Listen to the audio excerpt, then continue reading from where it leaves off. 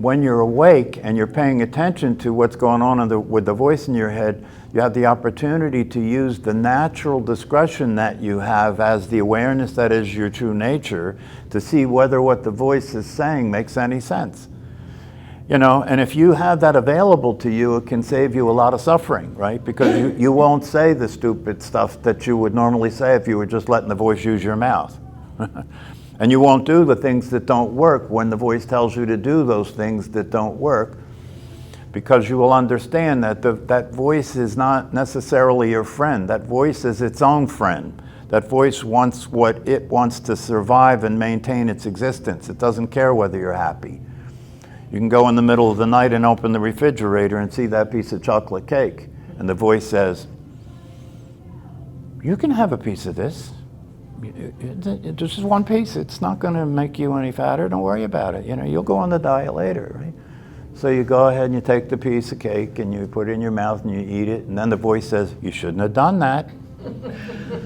It doesn't care about your well-being or your happiness. All it cares about is it keeps you listening to it. Keeps you living in its house.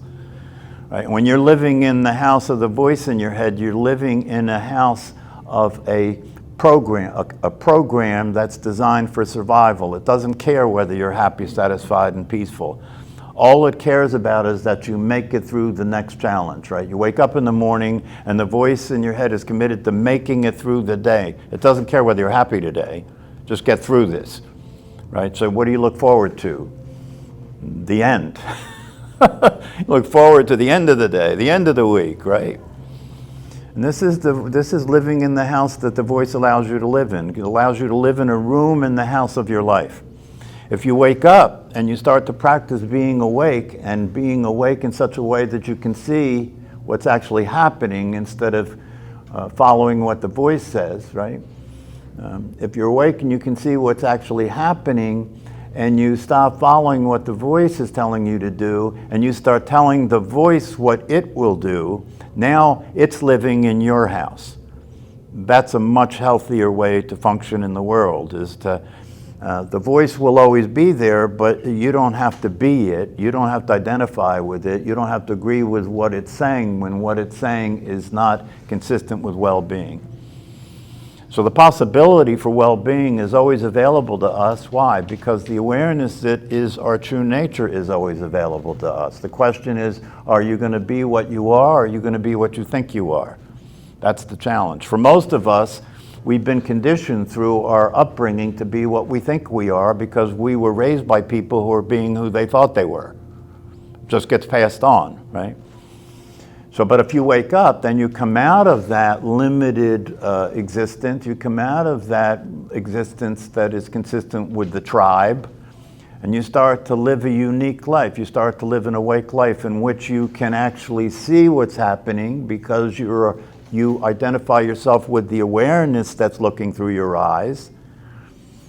So you can never see yourself. That's impossible. Why?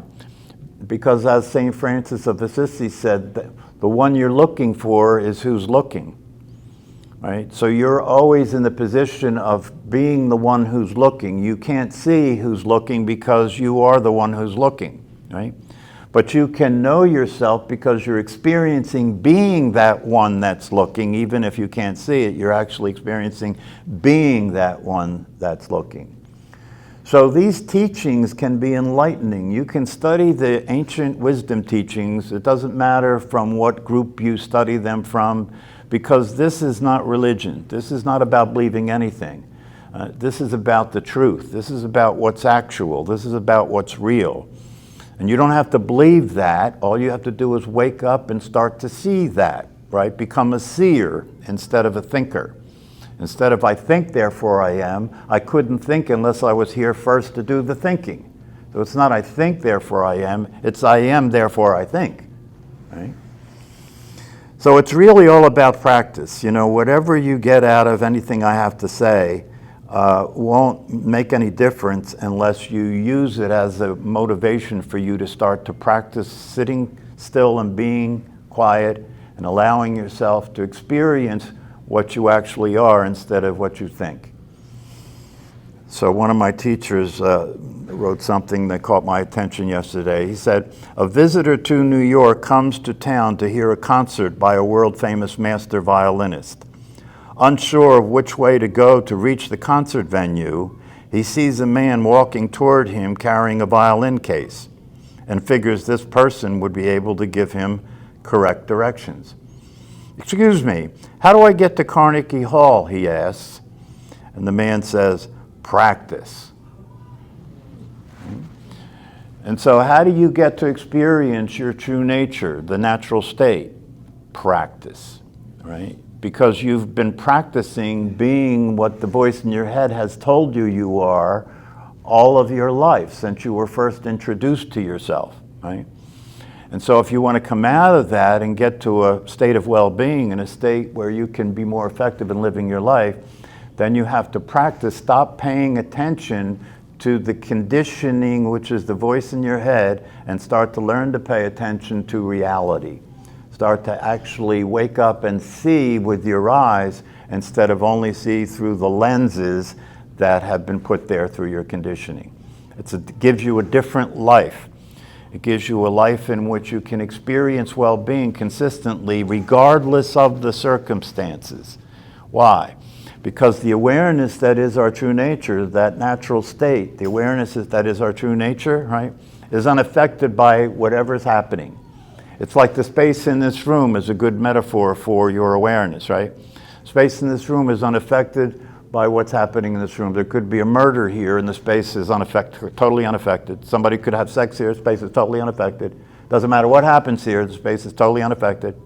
Your awareness is like space. It's totally unaffected. It's not a thing. It's not something that is a thing like your body. No. It's a verb. It's not a thing. It's not static. It's alive, right? It's alive. It's always interacting with what is being perceived, not in a way where it's trying to control anything. It doesn't need to control anything. It's relating to what's being perceived, right, as a movie that it's watching. It's related to what's happening as a dance that it can dance with, right? It's relating to what's happening as something that is not appearing to be a threat. It's just what's happening. And when you experience your true nature, you experience the possibility of being invulnerable, which means you can relax. Nothing can happen to you. You can experience whatever is happening and remain in a state of calm abiding, but that won't happen overnight. You've got to practice sufficiently to make the transition away from identifying yourself with the voice in your head and the personality, and to begin to experience your true nature as awareness itself. That requires practice. And just like the idea with the guy with the violin, right? If you use playing the violin as kind of a metaphor for how you do this practice, right? In the beginning, right, if you were to take a violin and want to become a master violinist, right? In the beginning, if you put that violin in your hand and put the bow in your hand and started playing, you would just make noise, right? And that might be very frustrating to you. You say, well, that's not what I want. I want to play the violin. I want to be a good violinist. I want to be a master violinist, as a matter of fact. But this isn't working out, you know, so, well, oh, the hell with it. That's how people relate to meditation. You know, they do what we just did for the first time, and they sit there, and the whole time they just feel like this voice in my head just keeps running. I try and pay attention to the body breathing, but it doesn't last for long. It goes right back. I'm back in the voice, and it's playing. So this is torture. This is torture. This is not meditation. This is torture. I feel restless. I can't wait till this is over. What time is it? How long is this going to last? Okay. So after you have that experience, the next thing the voice says is, don't do that again. Right? And that's what happens for people. People come to this class. I call them tourists. People come to this class. They sit into the class. They like what they hear. Oh, this is interesting. Oh, I'm going to look into this. I'm going to read a book about this, right? But as far as actually starting a practice and sitting down and being silent, right, and allowing yourself to be with the breath and pay attention to what's going on in the mind, knowing that that's not real, that's not the real you, so you can start to practice the experience of being the natural state, the actual you. This takes time and it takes practice, just like learning how to play the violin. And it requires repetition, doing it over and over again. Isn't that how you learn to be the way you are? When you went to school in kindergarten, what was the thing that you did most? Repeat, right? Repeat the ABCs, repeat the times tables, repeat when it's lunchtime, repeat when it's time to take a nap, repeat when it's time to go out to recreation. And follow the leader, respect the authority of the teacher. That's training you to be a typical civilian, right? Training you to be a typical dissatisfied, unhappy civilian who will contribute to the economy by buying more and more stuff to try and be happy. And it doesn't work, right? It doesn't work because everything that you get only lasts for a brief period of time and then you're hungry again for the next thing.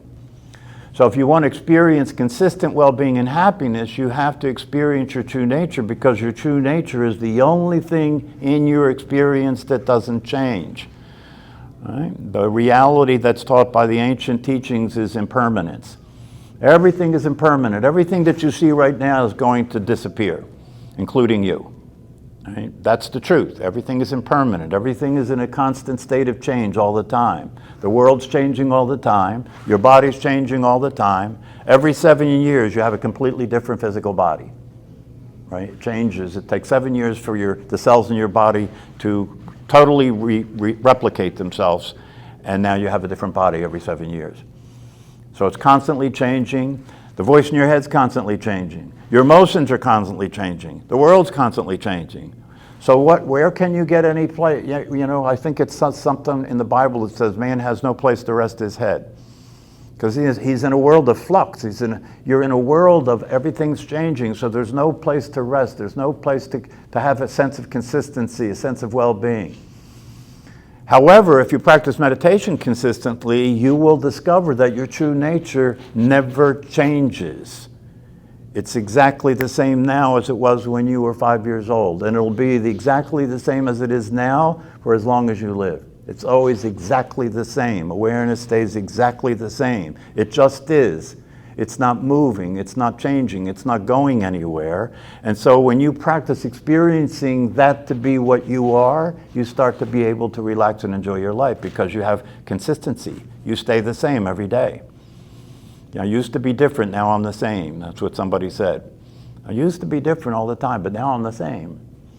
You know, it's a blessing to be able to wake up in the morning and put your head back on the pillow at night and know that you were the same and you were able to abide in that same relaxed state of well-being. The experience of your true nature is an experience of well-being. What is well-being? Well-being is an experience in which there is an experience of contentment, an experience of satisfaction, an experience of peace, right? An experience of being happy. And the happiness that's available when you're experiencing your true nature is based on the experience of existence itself. The most precious experience that you and I are having is that we exist, yes? Yeah. I mean, if you're not clear about that, just before you die, you will be. You'll realize that no matter what you thought about your life, the thing that was the most precious aspect of it was that you existed. And now you're about to not exist, right? So if that's the case, right, and when you're experiencing yourself as this awareness that exists, right, free from thinking about things in terms of whether what's going on meets your approval, free from thinking about things in terms of constantly judging and evaluating whether what's going on is the right stuff. That's the source of suffering, by the way. If you want to know what causes you to suffer, thinking that things should be different, isn't it? Yeah, whenever you're upset, aren't you thinking that should be different? Whenever your expectations aren't being met, aren't you upset because it's not meeting your expectations? That's why Christmas doesn't work. That's why marriages don't work, right? Because people go into these things with expectations. I expect you to be the way you were when we fell in love. And now you're not that way anymore, so I'm starting to question whether I made a mistake, right? The story I love about that is when people get together and they're falling in love. Falling in love, by the way, is like a virus, right? It happens to you. And when you fall into that love state and you're under the influence of a virus, the other person can do no wrong. They become a saint. You go out to dinner with them and you're having your meals and the other person takes the fork and reaches over and takes some of your food and tastes it, and you sit there and you go, isn't she sweet? Look at that, she's testing, she's trying my food, it's so wonderful. Then you get married. 2 years later, you're in the same restaurant, right? Meals are in front of you, she reaches over to taste your food and say, hey, this is my food, that's your food, okay? Did you want something else? I'll call the waiter, right? That's what happens when the virus passes and you get back into a normal state, right? And you start to realize, wait a minute, what was I thinking? Right? It's too late now, right? So that's what happens, and that's why divorce is such a high number, right? Because people marry who they fell in love with, right? But when the virus clears up and they look and they say, that's not who I married, you know? What's going on here? You know, I've suffered through many marriages, right? And so I can tell you that when I was in the condition I was in, when I got into those marriages, even though I didn't know it at the time, that person I was married to was auditioning. They didn't know that, right? And every time they did something that didn't fit my pictures of who they should be, I made a little note and put it in a folder, right? After that folder started to fill up, I said, oh, it's time to get a lawyer, right?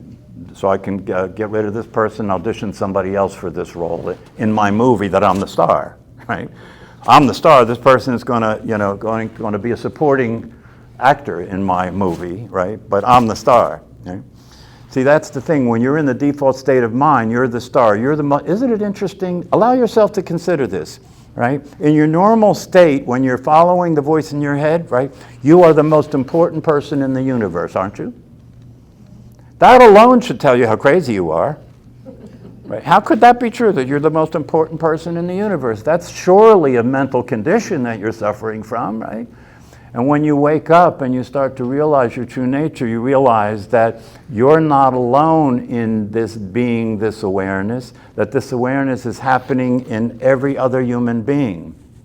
And so you realize that all of us are the same. All of us are experiencing our true nature, but we're not paying attention to that. We're busy paying attention to what the thoughts are telling us and ignoring the awareness that's there all the time. That's called ignorance, right?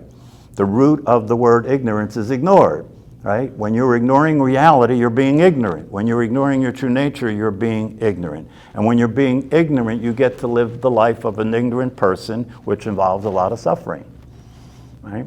If you're going to be brutally honest with yourself, you will confess, to your sins of being stuck in an ignorant state and living a life that doesn't work and suffering and continuing to blame it on everything but you. I used to work in the prison system for 30 years, and one of the things I used to say to the inmates, right, is I used to say to them, it's interesting, guys, everywhere that you were, and when things happened, when you were doing a stick-up or a robbery or whatever you were doing, right? In each case, now when you reflect on it all, you say, I'm innocent, I was never given a fair shot in life, and so forth and so on. So it wasn't me. But the reality of it is, for them and for us, if you look in your life at whatever it was that didn't work in the past, right? One thing is a constant more than anything else. You were always there. It starts to become suspicious, right? Whenever your life didn't work, you were always there, right? Maybe you had something to do with it, right? And maybe what you had to do with it was you were following the survival operation in your mind instead of being able to see that it was unrealistic and therefore didn't do what it told you to do, didn't say what it told you to say. And because of that, you were able to spare yourself unnecessary suffering. That's one of the things that I learned when I woke up, is that when I interacted with my wife, I wouldn't follow what the voice said, right? I would follow what would allow me to be an expression of my unconditional love for her. If I followed what the voice said, I would always get in trouble, right? Because the voice would have it that her and I are two separate beings, and she has to meet my needs. To talk to somebody that way is not going to work, right? Because when you talk to them that way, you're going to set off their defensive and aggressive behaviors, and now you have a fight, right? So So if you learn to be present to what's happening as it relates to your intention to have your life work, your life will start to work. But first you have to practice getting out of your relationship with the voice in your head and getting into relationship with your natural state, which is the awareness itself. You know, Eckhart Tolle is a famous spiritual teacher, and he woke up and realized his true nature just before he was going to kill himself. And the way it happened was he was just about to kill himself, and he realized that the thoughts that were happening in his mind, the voice in his head was saying, you know, I can't live with myself anymore, right? Just like you just got saying, I tell myself, right? I only see one of you, right? But you just spoke as if there's two of you. You know, Eckhart Tolle realized at the last minute, wait a minute, I can't live with myself anymore. Who's the one that can't live with me and who's the one I can't live with? And then he realized there can't be two, right? And then all of a sudden he woke up and he realized his true nature, okay? That's not going to happen that way for most of us, right? For most of us, we're going to have to practice our way into being awake, right? And so the answer to your question is very simple. Every single day for a specific period of time, sit somewhere, right, where you can sit and be quiet and not move for a specified period of time that you are measuring. You can use an app called Insight Timer to measure your sitting, right? And you do that every single day without fail, no matter how you feel or what's happening in your life. And you do that with sincerity in terms of really having it be a practice where you are sincere in really wanting to pay attention so that you can move that awareness away from the thought activity and be aware of the body breathing. And you do this every single day, and you begin to expand it, right? In the beginning, it may be very challenging to do it for 5 minutes, right? But if you can do it for 5 minutes every single day, right, that'll get easier, and then you make it for 10 minutes, right? You do that every single day. After a while, that's easier, and then you do it for 15 minutes, right?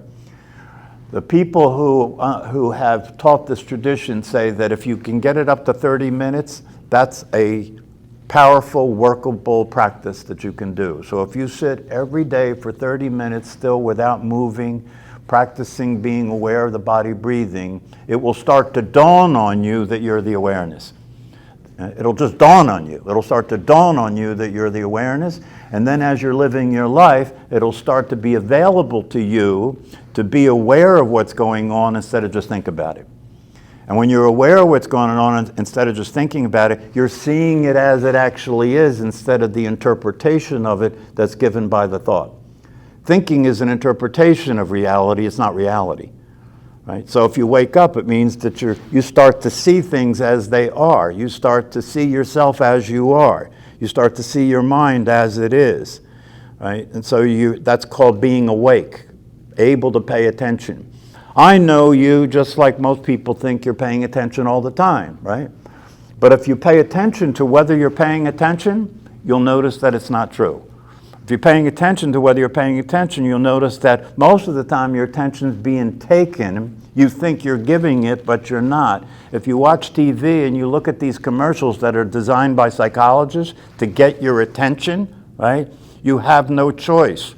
They understand what you will capture your attention, and they'll put that on the screen, and it'll take your attention, and you will think you gave your attention, but you didn't give your attention.